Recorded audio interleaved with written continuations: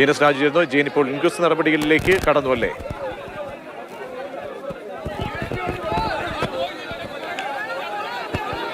തീർച്ചയായിട്ടും ഇൻക്വസ്റ്റ് നടപടികളിലേക്ക് കടന്നിട്ടുണ്ട്. ഇൻക്വസ്റ്റ് നടപടികൾക്ക് പൂർത്തിയായതിനു ശേഷമായിരിക്കും ഇത് സംബന്ധിച്ച ഒരു പോസ്റ്റ്മോർട്ടം നടപടികളിലേക്ക് കടക്കുക. ഇപ്പോൾ വനം വകുപ്പിലെ ഉന്നത ഉദ്യോഗസ്ഥരടക്കം ഇവിടെ എത്തിയിട്ടുണ്ട്. ഹൈറേഞ്ച് സർക്കിൾ CCF സാർ കഴിഞ്ഞ ദിവസം എടുത്ത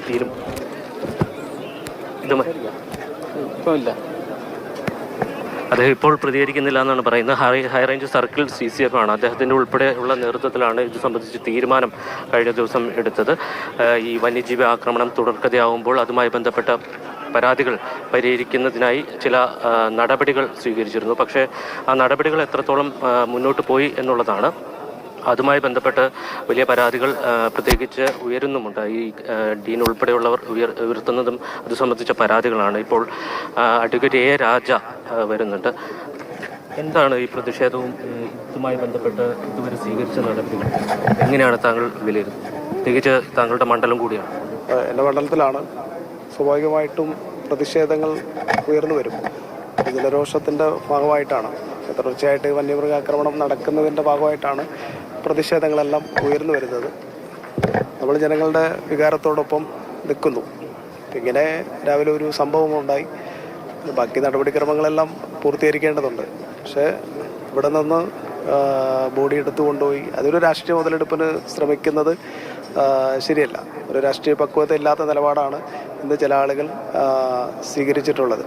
ഞങ്ങൾ ഈ ദൈനംദിനം ഇങ്ങനെയുള്ള പ്രവർത്തനങ്ങളിലെല്ലാം ഇപ്പോൾ ഈ കുറച്ച് ദിവസത്തിനുള്ളിൽ തന്നെ ഇതിപ്പോൾ രണ്ടാമത്തെ ഒരു 10 ദിവസത്തിനുള്ളിൽ ഇപ്പോൾ രണ്ടാമത്തെ ആളെയാണ് ഞാൻ ആക്രമിച്ച് കൊലപ്പെടുത്തിയിട്ടുള്ളത്.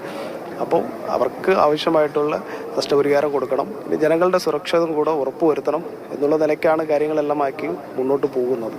പക്ഷേ ഇതിപ്പോൾ നമുക്കറിയാം, ഇപ്പം കഴിഞ്ഞ ദിവസങ്ങളിൽ മൂന്നാർ പ്രശ്നമുണ്ടായി, ചിന്നക്കനാലിലും മൂന്നാറിലും പ്രശ്നമുണ്ടായി.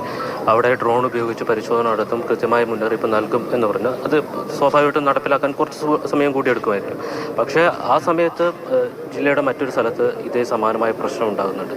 എങ്ങനെ ഈ സിസ്റ്റം, ഈ വനം വകുപ്പിന് മാത്രമുള്ള ഈ സംവിധാനം ഉപയോഗിച്ചുകൊണ്ട് നമുക്ക് ഈ പ്രശ്നം അല്ലെങ്കിൽ ഒരു മനുഷ്യജീവൻ കൂടി നഷ്ടപ്പെടാതിരിക്കാനുള്ള നടപടികൾ സ്വീകരിക്കാൻ കഴിയും? കഴിഞ്ഞ തവണ അവിടെ വെച്ച് യോഗത്തിൽ, ഈ പ്രശ്നം പരിഹരിക്കാനായി ചേർന്ന യോഗത്തിൽ എല്ലാവരും പറയുന്ന ഒരു തീരുമാനം ഇനിയൊരു ജീവൻ കൂടി നഷ്ടപ്പെടരുത് എന്നുള്ളതാണ്.